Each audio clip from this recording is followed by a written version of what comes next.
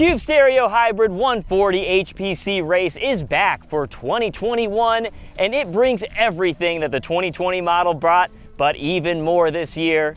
This is a 29-inch wheel, Bosch Performance CX Generation 4 motor, eMTB extravaganza.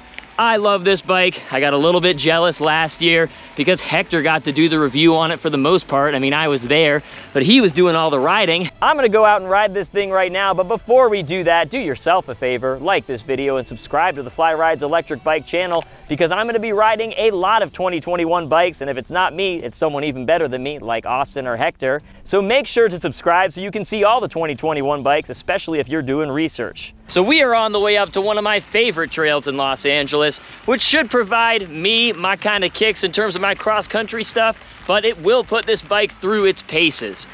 Why I'm so excited about this bike this year is that it is offering all the same things you got on the 2020, except you're getting the increased Newton meters, that 85 Newton meters of torque on the Bosch Generation 4 motor. It's that same nice agile trail geometry. One of the most exciting additions to the Cube Stereo Hybrid 140 family this year is the fact that they are going to be offering small frames. Correction, these are actually extra small frames, so the 15 inches that I'm about to talk about are extra small frames. Those are gonna be 15-inch frames. Now I must say, at 5'6" on a good day, I'm feeling pretty good on the medium, which leads me to believe those small frames should fit riders 5'2", 5'1", maybe even shorter.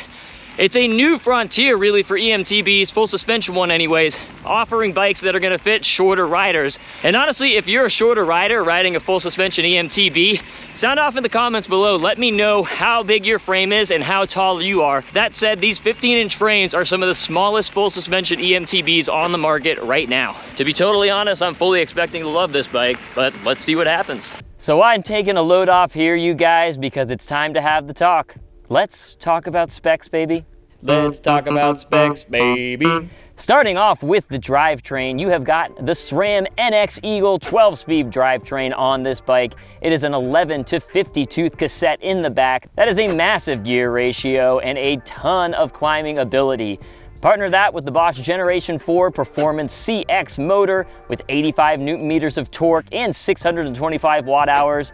I've already done about 1,000 or 1,500 feet, and I am only down one bar, and that was in turbo the entire time because I got stuff to do back at the shop. That SRAM NX Eagle is going to be on a SRAM SX shifter, works perfectly fine. It is a one-click shifter, helps you save that drivetrain on these eMTBs. I also really like the way the Cube has reworked their cover this year. It's a little bit more minimalistic and it's just rubbery, so it doesn't feel like it's always gonna fall off of the bottom. A lot of companies still have not figured this out, how to keep that Bosch battery cover with their battery cover. And this one, I think it works really well. I'm really into it. Rounding out that Bosch system is going to be the Bosch Purion display. That is the one that is off to the side, just operated with your thumb. You do get walk assist on this, eMTB mode, all that stuff, and I think eMTB mode works a little bit better this year than it has in years past. Of course, it's a full suspension eMTB, just like last year's 2020 stereo hybrids.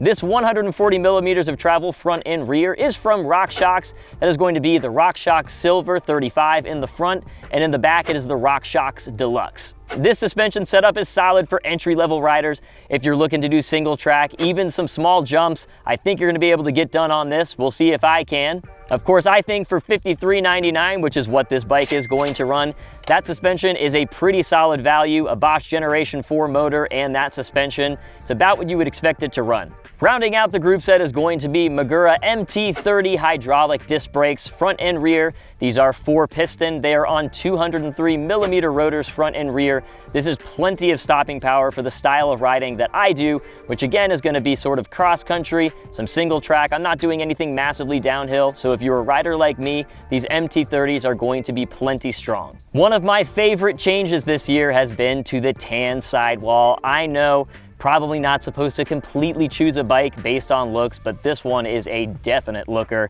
I love these tan sidewall tires. It's a little bit of a throwback. They're making a comeback right now. They are the Schwalbe Knobby Nicks. They are 29-inch wheels on a 2.6-inch tire. By the way, that wheel set has switched this year to Alex rims. They are kind of Cube branded, but they are Alex rims. That might be an area where you might want to upgrade long term, but for a starter set, if you're just getting into it, I would say they are going to work perfectly fine. The coloring on the one I'm riding is their team color, so it's different than the Action Team, so that's still gonna be that same orange, blue, and kind of silvery color scheme. But this one, I am really digging this year. I think that's part of the reason I'm loving these 2021s so much. I am physically attracted to this bike. Rounding out my physical attraction to the bike is that it keeps that same geometry from last year. It is a 66-degree head tube angle and a 75.2-degree seat tube angle. This is a great trail all-around geometry. I think it climbs nicely. It's probably going to descend nicely as well, but we will have to see. My break is over. Let's get a riding.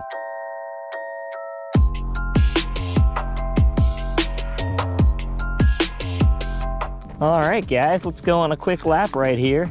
Y'all have probably seen Austin do this before. I got news for you. I'm doing it nothing like him. That's a jump, though. I'm jumping. Hey, look at me go. I'm freaking impressed with myself. You see that? You guys, I think I can do jumps.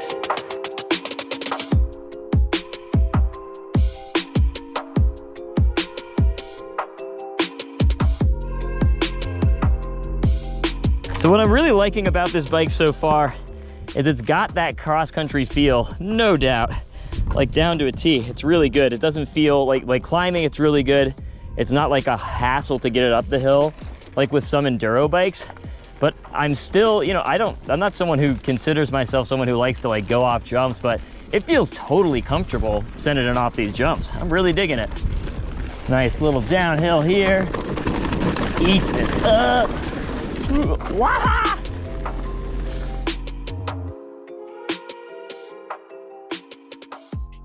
This bike has me feeling very confident. I really haven't felt quite so confident since being on my... Oh my gosh, I can't believe it just crushed that climb.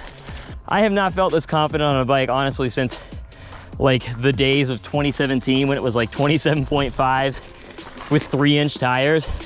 This thing can descend, dude. I don't know what's different about it this year.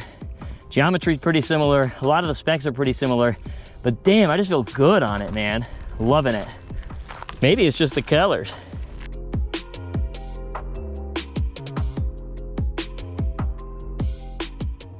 Admittedly, it's been nice to get out here alone and hit the trails by myself, but I miss my boys, I gotta tell you what. All right, so I've been doing a lot of starting and stopping for you guys, and I love you guys, I'll do it. But I gotta get one just ripping lap in without stopping, because that is like what this bike is equipped for. Everything on this trail, it is like perfect for. You got fire road stuff like this for climbing up, whoops. Makes it super easy with that 140 travel. Then you got jumps, you've got single track, you've got some crazy berms and stuff like that. So we're just gonna really see what this is made of real quick and do a full GoPro lap. Let's do it.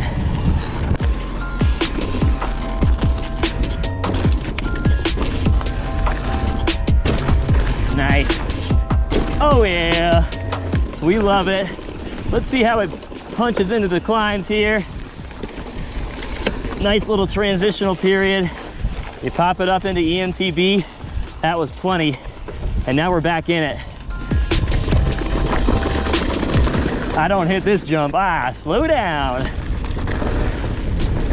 Maybe this one, a little bit. Coming into this part, I love this little harder section. Skipping that one too. Gotta save my beautiful face. And then I love this little single track portion. You can really just hammer. I mean, this bike is eating this up. Wide open on it. I actually haven't even dropped my tire pressure, which I hope I don't regret right now. Nope. Ugh.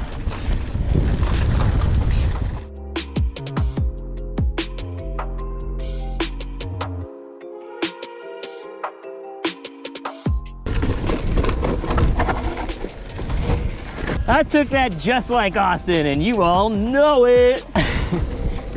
Couple of final thoughts. This is a pretty unbelievable all-around bike. The cross-country features make it easy to climb, fun to ride on fire roads and mess around, but you can easily take it on a bunch of single track, and then even some jumps. Again, I wasn't sending it off of anything bigger than like 5 feet or anything, but that should be plenty if you're a rider like me. And if you're looking to do a little bit more, this is a great starter bike because it's only $53.99. And then from there, you can upgrade certain components like that fork if you do want a little bit more out of the front suspension. I think it's great for intro riders. I think it's great for intermediates. Advanced riders might find themselves wanting to do a couple of upgrades, but it is such a great base and such a fantastic new addition to the Cube Stereo Hybrid family. I'll be riding this bike for a little while for sure. That's a wrap on the Cube Stereo Hybrid 140 HPC Race. Don't forget to like this video and subscribe to the Fly Rides Electric Bike channel. Leave a comment below if you know you're getting this bike. I'm gonna go as fast as I can. Goodbye!